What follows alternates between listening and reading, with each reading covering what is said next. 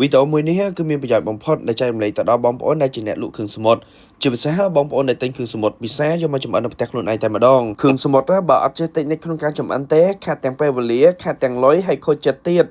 តាមពិតទៅតិចនិចក្នុងការចម្អិនគ្រឿងសមុទ្រងាយងាយហើយស្រួលខ្លាំងមែនទែនហើយថ្ងៃនេះមីធនានឹងមកចែករំលែកតាក់ទងជាមួយវិធីសាស្ត្រនៅក្នុងការស្រោះមឹកឲ្យបានឆ្អិនល្អហើយមានសោភ័ណភាពជាដំបូងបងប្អូនត្រូវដាំទឹកឲ្យពុះសិនបន្ទាប់មកទៀតដាក់មឹករបស់យើងនឹងចូលថ្នមចូលទៅក្នុងទឹកនោះហើយតិចនិចសំខាន់នោះគឺត្រូវបន្ថយភ្លើងអ្នកទាំងអស់គ្នាត្រូវបន្ថយភ្លើងឲ្យល្មមមិនឲ្យទឹកឆាប់ពុះពេក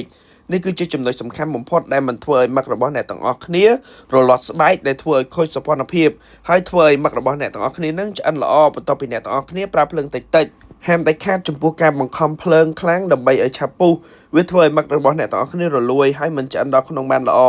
តិចនិចមួយនេះគឺសំខាន់ខ្លាំងមែនទែន